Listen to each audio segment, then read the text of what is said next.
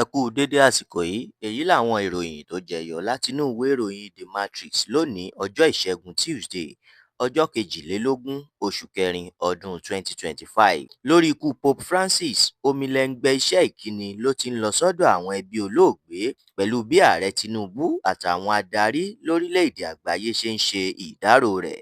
Ohun tó béèrè gbẹ̀yìn ni pé kí wọ́n kọ Franciscus sí ojú orí rẹ̀. Ó ní ìrora tóun jẹ gbẹ̀yìn òun fi súre àlàáfíà sí gbogbo àgbáyé. Àwọn adérọ́pò tí ń fojú hàn. Bákan náà ni ohun tó ṣokùnfà ikú rẹ̀ ti di fífi léde. Ìfẹ̀hónúhàn àti ìwọ́de ti bẹ́ sílẹ̀ nílùú Jos látàrí ìpànìyàn tó ń ṣẹlẹ̀ níbẹ̀. Mutuwang pè fún ìṣọ̀kan láti fi òpin sí ìpànìyàn nípínlẹ̀ Plateau. Lórí ọ̀rọ̀ wípé kí oníkálùkù dáàbò bo ara rẹ̀, Namadi àti Ty Danjuma gbójú àgàn síra wọn. Látàrí ọ̀rọ̀ ètò ààbò, Ààrẹ Tinubu ti padà dé sórílẹ̀-èdè Nàìjíríà lẹ́yìn ìrìn àjò sí ilẹ̀ Europe. Wọ́n ti rọ ilé-ẹjọ́ ECOWAS láti fi ẹ̀sùn kan Ààrẹ Tinubu lórí àṣẹ ìṣèjọba ìlú òfararọ nípínlẹ̀ Rivers. Àjọ EFCC lòun ò mọ̀ sí BEC sí o.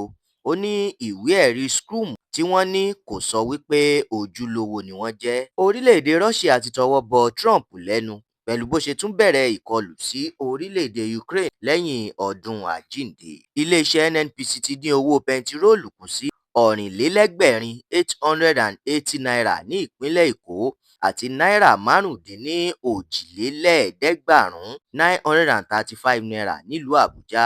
Ó ṣí ilé epo méjì ọ̀tọ̀ọ̀tọ̀ sí i. Àjọ NDLEA ti rọ́wọ́ tó ògbóǹtarìgì olóògùn olóró kan tó ń gbóògùn olóró fún àwọn agbébọn. Wọ́n gún awakọ̀ ilé ìfowópamọ́ kan pa nígbà tó ń ṣe ìrànwọ́ fún àwọn ikọ̀ fìjìláńtẹ́ láti mú ọ̀daràn kan nílùú Minna. Ọwọ́ iléeṣẹ́ ọlọ́pàá ìpínlẹ̀ Akwa Ibom ti tẹ àwọn afọmọṣòwò ẹrú kan nípínlẹ̀ ọ̀hún. Wọ́n dóòlà ẹ̀mí ọmọ tuntun kan. Ìròyìn eré ìdárayá.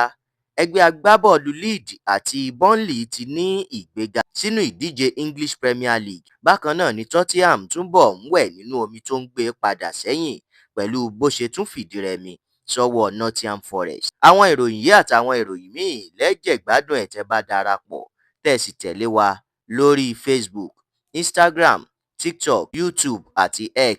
Àdúrà Mọ́mi Balógun lórúkọ mi.